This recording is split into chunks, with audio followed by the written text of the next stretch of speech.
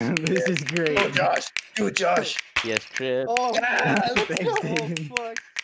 Yo, he Where's wants he a got? white Where's he one. got? Oh.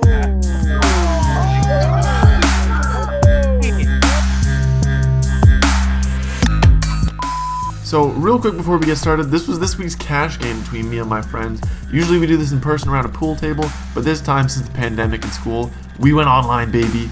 On top of that, we had my friend Josh join, who was a loose cannon and pretty much way more money in the pot. These are the shenanigans that took place.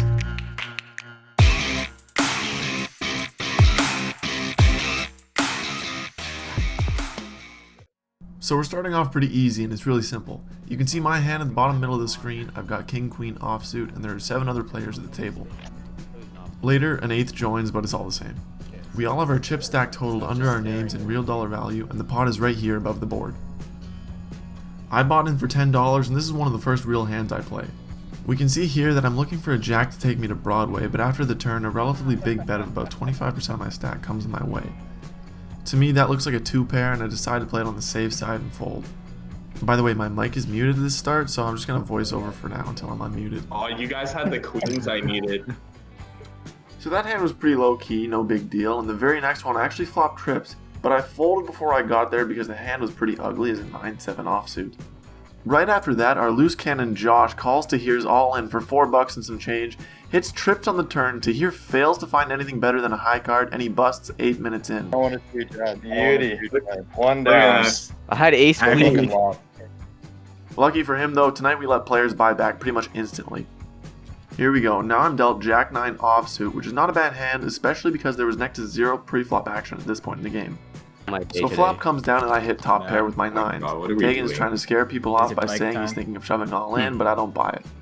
I was thinking about raising all in. Come down to the river, I hit trips, Tegan raises 80 cents, I re-raise that amount, and everybody's acting like it's some huge bet. Whoa. Oh my bones. Dylan says no thanks, so does Jeremy. Tags called, and he's a scrub, and I take my first spot of 630. Right after that, I'm dealt king 5 of clubs and flop top pair, which remains true to the river. Pretty small raises under $1 until Tags goes in for 3 more. At this point, if he had a real hand, the pressure would be on way more than it is, so I'm confident he can't beat my top pair. He has something lower, maybe pockets. I'm calling, I collect my second win of the night, and listen to this. I had 9s. I didn't think he had the king. I'm playing like You had 6s. You had 6s. What the No, fuck? I didn't have 6s. What are you talking about? I didn't have... No. This was a pretty cool hand. Flop comes around and I have top pair once again, but Tahir raises almost $4 and Dylan's right there with him. I decided to pick my battles and fold this one, which was a good decision because the next card that came around was another jack. Dylan says if Tahir wants to see the river, it'll cost him everything, moving him all in. One quick call later, Tahir reveals that he's hit Broadway and collects himself a fat $18.40. Now this is what I like to see. I flop ace high flush on my next hand, the nuts, and it's time to win some money. Unfortunately, I only get 1 bite on my $1 bet, and a queen comes around at the turn. It gets crazy at the river though because a 10 is dealt, making it very possible for James to full house 360 no scope my flush. Somehow I feel like neither of these two have anything. I go off and say screw it, all in, and James has a tough decision in front of him. Unfortunately, he folds this one, and as it turns out, he also flopped a flush, and if I raised earlier, I might have been able to pull a lot more money out of him. But I don't show my hand, and I keep them guessing. Cherry cards, don't be big. Wow. Wow. Yeah, you can watch Michael's YouTube video. So then this is the very next hand where I managed to draw in a little bit more revenue. I hit trips with the bottom card of the flop with my pocket 4s. Luckily Logan thinks his 2 pair is better. Tegan completely fails to read me again. Good.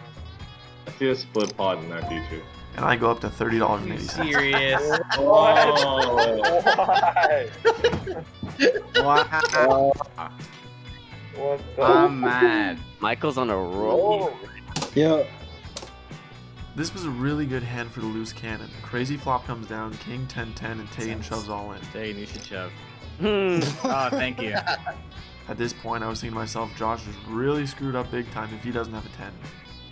Now he's neck deep with a pair of kings versus Tegan and Logan's trip 10s, who will most likely split. That is until the turn. In an event of pure luck and a crazy call by the loose cannon, he's now the big stack at $47 and knocks out 2 players, hitting trip kings on the turn for the 2nd time of the night.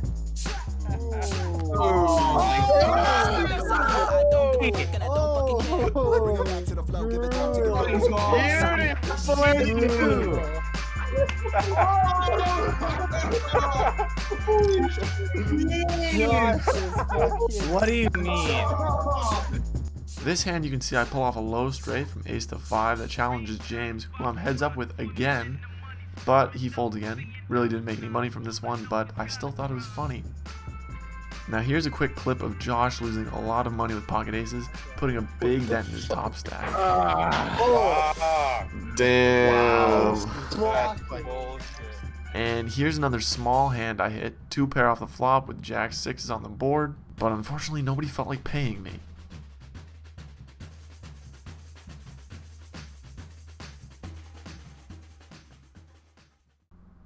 But this right here is the kind of hand that gets the blood pumping. Dealt pocket jacks, I call Dylan's raise of $1.15 pre-flop.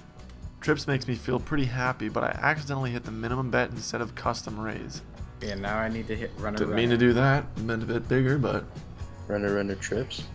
Then Dylan goes 5 times that, and to me that screams top pair. So I take the opportunity to make the bet I originally intended. When the queen hit, my biggest concern was that he was looking for a straight. There's no way he was betting on a flush, and if he had pockets, he's the type of player that, like, it would have been way more aggressive up until this point. And with this ace is where I get really excited because his pair just turned into trips, so he's going to go all in, and my trips just got promoted to a full house. And that's exactly how it happened. Dylan doesn't often go down with big hands like this, so it was definitely a surprise to most of the guys that I finessed him this hard. And I couldn't contain myself, let's be real, you can see. Now I was sitting pretty at the top leaderboard with 5 times my buy-in. Oh, let's go. Let's go. Pocket JDs for the win. Now this is the 2nd time Josh goes down tonight with pocket aces. Puts him at basically $0, and up until this point he's played pretty well, but he really didn't consider the likeliness of Ryan having a king, and you know, he paid dearly for that, as you can see. This is actually my highest pocket pair of the night, a couple of ladies, and a king comes down on the flop, and at this point I have very little faith in the hand, feeling pretty well assured that Tags has a king and will dunk on my queens if I try to compete. This hand really bugs me. It's a really weird one because out of nowhere to here goes pre-flop almost $10, and I had that feeling like I was pretty confident in my weird hand, which was like a 10-6 suited. Nevertheless, I did a responsible move because I was well up in my stack count, and I folded. But I just knew if I hung on and I could have made it work, and that $30 could have been mine with a pair of 10s. Just one of those moments where you kind of feel it in your bones. I don't know, it's weird. Then again, the other half of the time, you just throw away your money. So I'm not really regretting this one, but something to think about.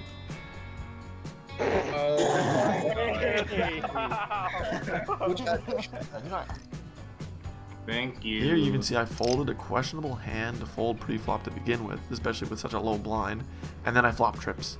Very regrettable moment. Oh, that's rough. Oh, past me, you have no idea.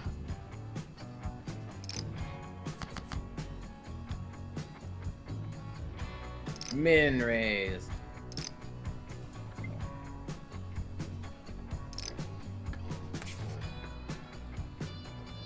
Fortunately, the hand after those two, I managed to flop at least top pair. Then, of course, like I do too often, I accidentally do minimum raise instead of custom, but it worked out fine. Let's go, easy 10 bucks. This is a familiar sight. You can see I'm heads up against James again, and I flopped an ace-high flush again, and on the turn, one more heart comes down, which is actually good news, because now it's very likely James has a competing flush and might want to scare me away.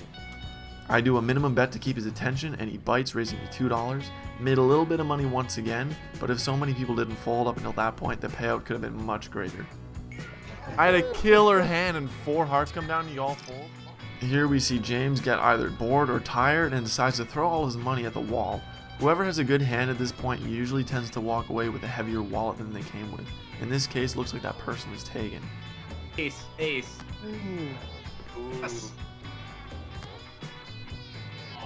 Oh, damn. Wow. Well played. Well played, Jay. Alright. Good night, James. After this, we pretty much exchanged blind money until the timer ran out for the last round. Is what I would say if this monstrosity did not unfold. For emphasis, I'm going to let this play out in almost real time so we can relive how this went. I hear that Logan reveals he had the same hand as God. Mars, which last round, if I remember correctly, is 4-deuce offsuit. Oh, Mars, I had the same hand you had. Same hand you had. Same hand you had. Same hand you